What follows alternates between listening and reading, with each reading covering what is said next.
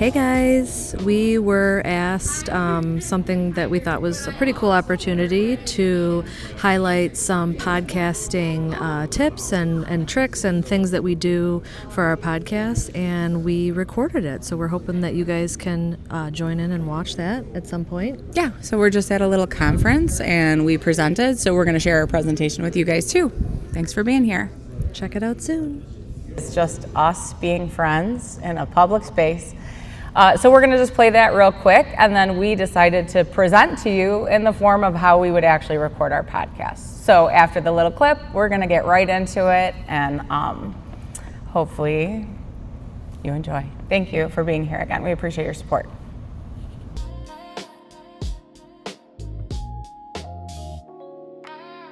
Do we just not clean up our messes anywhere we go in public anymore? Everybody just gets up and walks away and leaves all their trash. Oh, that's all awful. over the floor and the chairs. I never understood What it. are we doing with personal responsibility here? Like, I didn't ask you to vacuum the theater, but like, you can't get your own popcorn bucket and throw it in the garbage? Do you think, you tell me, do you think that we are worse humans today than they were back in the day because of social media and the ability to just say anything at any time? We know so many dads that are like that, like our own husbands included. I'll say my father too was definitely not one of those, like, I go to work, I come home, I sit in my easy chair, like he played with us. Yeah. I can definitely remember him like rocking us to sleep. Yep.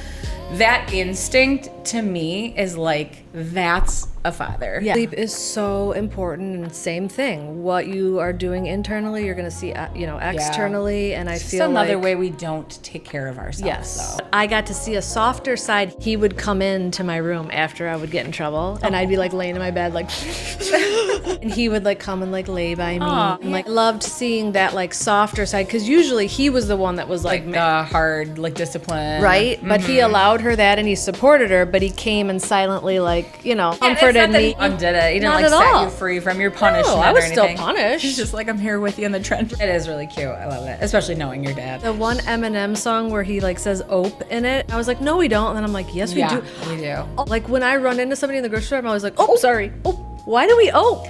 The ope for me is like cute. It's the hearing that strong like Michigan accent. Remember when we met kids from other states and we were like, you guys have a crazy accent, and we were like, we don't have one, and they're like, you 100% do. We had it saying their names. Josh, John. No, I really feel like we sound like the broadcasters on CNN. That's what we thought. Yeah. No, now when I hear myself, I'm like, oh, it's so bad. You sound like the mom from Bobby's World. I still think we sound like everybody. We sound more neutral than some of the like distinctive zones, like Southern accent. Even I feel like Pittsburgh accent. That's why I never There's thought we just had an accent. Like a intonation. Like even my nephews, because my brother-in-law is from Pennsylvania, instead of saying like, I'm not going, like Right. they say, I'm not gonna go. And I'm like, Pennsylvania. That's pretty strong. We're from Michigan. It is what it is. It is what it is. Oh.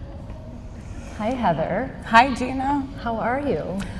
I'm good. I'm here. How's your week been? It's good. I've been, getting good quality sleep, sleeping on an air mattress. A lot of highs, a lot of lows this week. Sleep is definitely suffering. Right? Can I also just say, too, that we've put ourselves out there for the whole of the world, the internet, but this group is making me extra nervous today. The most nervous I've ever been. Never been worse. So let's get right into it. And Okay, so our podcast topic today is, what about our podcast? Why did we do it? Why are we doing it? What motivated it? So I'm going to send the first question to you. Why did, I'm going to say you/we, decide to start a podcast, and what goals did we have for it? So initially, it was me dragging Heather along with me, but I am a big fan of podcasts. It's one of my main things that I listen to, and above that, I also felt like there was a space for me as a mom, kind of, going through middle age, and my kids being busier, and my husband owning a business, and just feeling like there's something more for me, and we are in this, day and age of sharing and all of this, and I feel like there's got to be a space that I'm able to share some thoughts maybe that I have, but nobody wants to just hear me, so I thought, what better, I'm authentic with you. Which is why when you asked me, I said, nobody wants to hear us. Like, what do I have to say that isn't already out there? This is a growing space. Yes.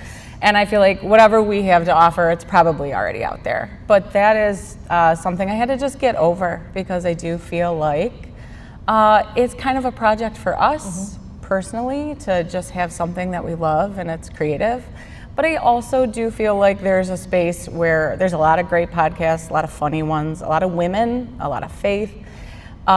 Some of the women podcasts are very not something I would listen to personally. I'm just gonna say that. I'm no judgment. But we're not overtly a faith-based podcast, but I feel like that's a little space where we're interjecting and just being authentic from start to finish about our whole life. Yeah, we're sprinkling in things that we're getting, positive feedback and comments about that have encouraged us to feel like, Right, yeah. So I will ask you, what does our podcast cover, and who is the intended audience, which we found out is not Josh Gailey. It's not Josh, she told us. But there have been several brothers from camp this week who said, oh, I listen to your podcast. And I'm like, really? Are you?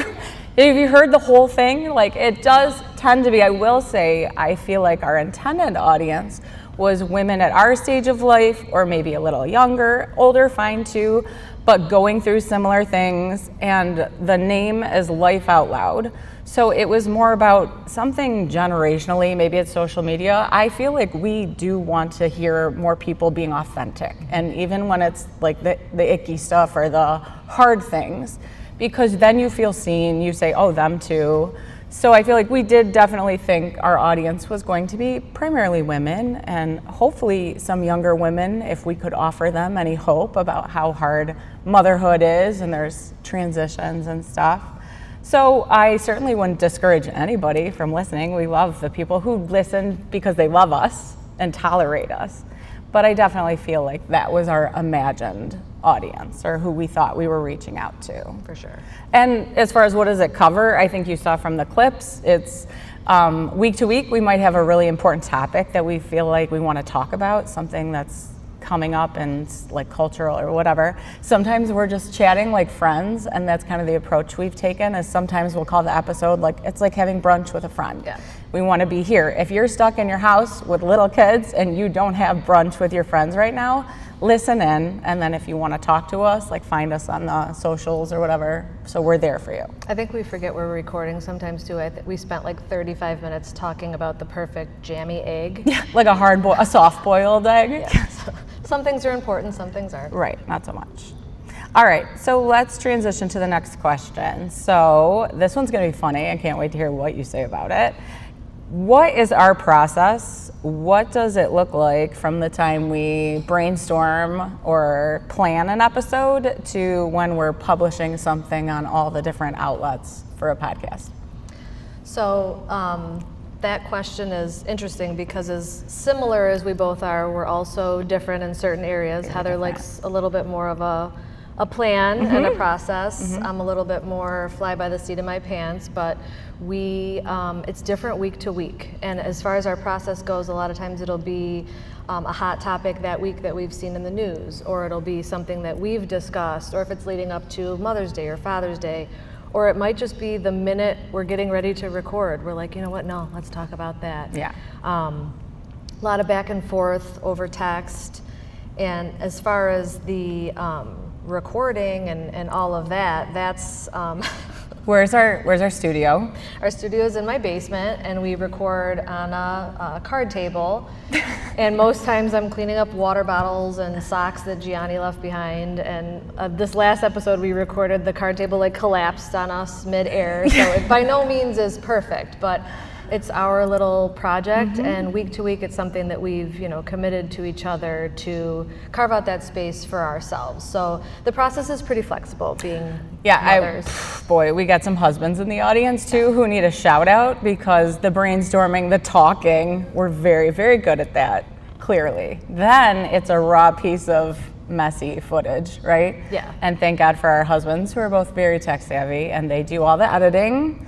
But we've also learned new skills through this. We've learned how to make clips for ourselves. I feel like this is like bringing on new skills that I can see how I can apply them in different places in my life. But so then pushing things out on social media so people know we have a podcast. Thank God for our tech savvy husbands who help us with all of that. Yeah. So what are, and I might have just given one away, what are some of our interesting, funny, surprising, challenging moments that we've experienced along the way? Okay, so for sure, me and Chris were just looking back. We've done 40 episodes, and we've done one a week. So that is 3/4 of the year. I think we're like 9 months into this, which, pat on the back, I'm surprised. It feels like it's been faster than that. But that was the first time our table fell mid. We were just working with a Costco. Some nice equipment, thanks to Brother Ryan and Smash Create. I'm sorry, I think that's me. Some nice equipment, yeah. But also we're just in your basement. So that was a little fun to deal with. And we told Chris maybe he can make an outtake of it sometime. Because if you know me and Gina at all, the table falling was like a drama. But the 20 minutes of giggling that followed, like we could not get back into the, what was that? And we're both at an age in our lives where we thought maybe we just hadn't drank enough water that day and our equilibrium was off. Because when the table started slanting, we were like, do you feel spacey? Is it me? Literally, it was collapsing in front of us. But The mouse in the wall. that's a silly one. Oh, or we were recording in Gina's daughter's bonus room and there was scratching in the walls. And all I could think about was like, do you have mice? Should we stop and address? Is this a squirrel? Is he gonna be on the podcast? So it's not glamorous. No. But a heartfelt thing that I think surprised me is because I had such a hard time going into this thinking that there was a space or a need for my voice, your voice on the internet anywhere. And a lot of our supporters are our friends and family from church or extended, neighbors, people they love us, so I feel like they tolerate us or endure. But this was just, I wanted to double check with Gina before I said it. Just a random Mary Catherine something, we do not know her, just sent us a message this week, which really bolstered our, why are we even presenting at camp? What do we have to say to anybody? What are we doing? I just started listening and I love this podcast. I'm always on the hunt for some girls hanging out and just talking. It's still clean and I love it. So excited to have found it. So we responded, thank you so much. That's why we're here. This is exactly what we were hoping. And then she also replied, and I appreciate your references to your faith. I can't wait to binge them all. So like Brother Josh said, we certainly did not set out to be an overtly faith-driven podcast, but we're really hoping that there's opportunity there just to show people a cleaner, authentic podcast that also we're sprinkling in those things that maybe they're curious about, or they don't have. Yeah. There's a space to live out loud, live your life out loud, like we... Carefully. If your family in the room, we're careful. We're super careful. We have given some Cindy We're not tips. giving away any dirty business. But there is space for that, to be able to show that, life can have a balance. You can be busy, you can be a mom and running all around and living authentically and doing things that you love, and also remembering, it is about the Lord and it is about living your truth, and you don't have to hide that. So that is, very much sprinkled in what we say. So next question, has there ever been anything that surprised you about doing a podcast? Is there something different or better or worse than you imagined it would be? I think I would probably say, it started with like, hey, yeah, we can do that too. Why not? Let's give it a shot. And it ended up, being a lot more work, a lot more time spent. And sometimes it can feel a little like, what are we doing? We're so busy. It's like a part-time job that we've given ourselves. Sure. It's a part-time job. But what I think the important lesson from that, while that has been surprising, it's also been important to remember that we do deserve to carve out time for ourselves and our little passions. So it feels good to know that while it's been way more work than, intended, it feels amazing to know that we're sticking true to, no, this is something we're excited about and we wanted to do, and that's important, I think, right now in our lives. Yeah, and I feel like early on, one of our podcasts was about like adult friendship, how difficult that can be, like transitions and how you're making friends as an adult or keeping friends. We talked about like raising daughters, and I feel like we end up hitting on all of this stuff. Like we do deserve time as women to make sure that we're doing something that like lights us up and makes us happy. But also we deserve time to dedicate to our friendship. We've spent so much time together lately, and life just gets really busy, and that wasn't always a priority, or you know what I mean. I love you dearly. Jeez. But we just didn't have the time as women, moms, busy moms, to say like, well, I'm spending time with Gina today. It's almost like it forced us to say, you know, this is important. Yeah. And Well, we would it's schedule worth our time. like a random brunch. Yeah. And it would be every few months, and now it's turned into. And then we had to like apologize and keep tipping our waitress because we were there for hours, and the eggs were so far gone. It was like they were closing, and we were like, but we haven't caught up. It's been 3 months. Yeah, we were there for 4 hours once my mom tracks every move I make, and she was concerned. She thought I got kidnapped and was like texting our entire family because I wasn't responding. So this prevents that too. My mom knows where I'm at. She knows that I'm at home. In your basement, safely in your basement. I'm in my basement. The last question that I have is, what have you learned, and what advice would you give someone who might be interested in starting their own podcast? Okay. So I feel like, why on earth would I give anybody advice about We have no advice. 9 months? But what I do wish I had done sooner, and I would say to anybody, is if this interests you at all, don't overthink. Don't say no, there's no space for that, nobody wants this. Try it. Worst case scenario, it was a lesson, or you tried it, you have no regret. In best case scenario, you stumble into something that you really enjoy, or it gives you a new avenue to share something that you're passionate about. And I feel like for us, we were pretty fortunate. The equipment, that kind of stuff it was like low barrier to entry. We didn't have a lot but I don't think it takes a whole lot to get started. Like maybe one microphone, your camera, your cell phone, and then if you're loving it, you can always build on from there. You know, if it's successful, you keep going and you add on. And believe in yourself. Yeah, I will say my biggest advice is don't just automatically know anything. If it's podcast, if it's anything that you think could contribute, don't automatically know it. You don't know who out there is looking for something to listen to or share. So. And you never know where your next connection can be. You know, we're obviously a place where some people have found a comfort in, and who knows what that can open up to. Or hopefully, that would be wonderful. Yes. So. That's all we got for today. Thanks for being here with us, Gina. Thanks for joining us. And thank you all for being there.